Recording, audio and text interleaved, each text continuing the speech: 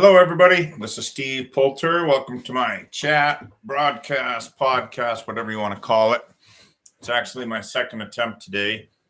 I recorded one when I was at my office earlier, but for some reason the audio did not work. I don't know. There, this should be working. Hopefully it is.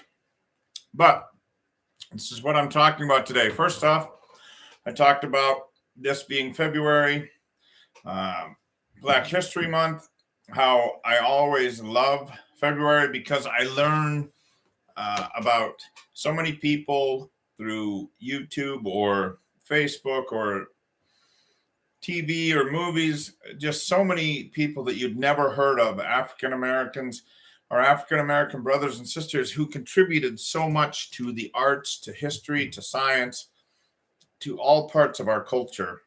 And I spoke about one, I can't remember, she was on YouTube or on Facebook, how she was riding Greyhound in 1944 and refused to give up her seat. It was a great story. So I just wanted to say I'm really looking forward to February. I learn something great every month, every year. Then I talked about this craziness going on over at Spotify. And I said, listen, I'm kind of shocked at some people I know who are taking a side against Neil Young. Of course, Neil Young is pulling his music off Spotify because Joe Rogan is spitting out crazy untruths. And the problem is that people believe him. Everybody's argument about the First Amendment. Well, first off, we don't have, as we all know, complete First Amendment freedom. You can't go into a crowded theater and scream fire. I talked about what we should have. Across my screen should always say, this is just Steve Poulter's opinion. The problem is, there are so many people who believe anything. And if they see it written down, if they see it on the internet, if they see a video, of course, they're going to believe it more.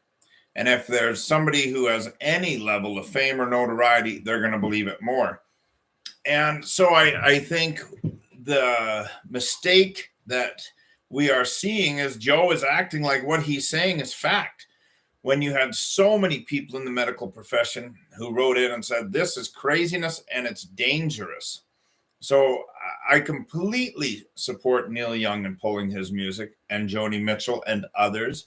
And I think it's completely irresponsible of Joe Rogan to be spewing what he is spewing as if it was fact.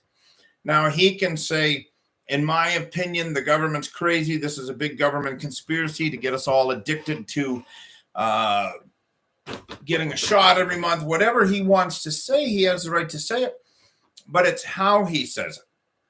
I'm going to tell you my opinions over time on this. It's hopefully an uplifting message all the time, but I'm not going to just pretend there's not idiots in the world. You know, there's so many topics I want to talk about over time, but I'm going to do it in a positive way, I hope, and say, listen, you got some misinformation out here. We got people doing this. We got people doing that. But if I ever say anything, I'm going to preface it by saying, this is my opinion. It's my opinion of this, is my opinion of that. I'll probably get a banner if we keep with this, a banner over here when I'm talking about things that I'm giving my opinion. But the way Joe Rogan comes out and says it, he makes it sound like it's gospel truth. Based on what? His years as a scientist? By his medical degree? And so the crazies listen to him and they believe him, and it can be dangerous. That's what I want to point out today is we don't have unlimited First Amendment rights. We have to preface what we say by, this is my take on things. But when you get over 200 medical professionals who write in saying, pull this idiot off the air, you're an idiot. Okay.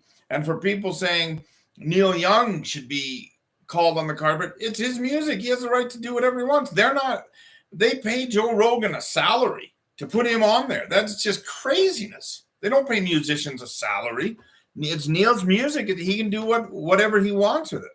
So my point today is I support Neil Young 100%. I think what Joe Rogan is saying is completely irresponsible. And remember to take what people say, myself included, with a grain of salt, especially if it's a controversial topic or a life-threatening topic like this virus is. So have a great February, everybody. Hopefully we'll get some good positive stories up here about our African-American brothers and sisters. Hopefully the audio recorded. It looks like it did this time. And have a great night, and we'll see you again.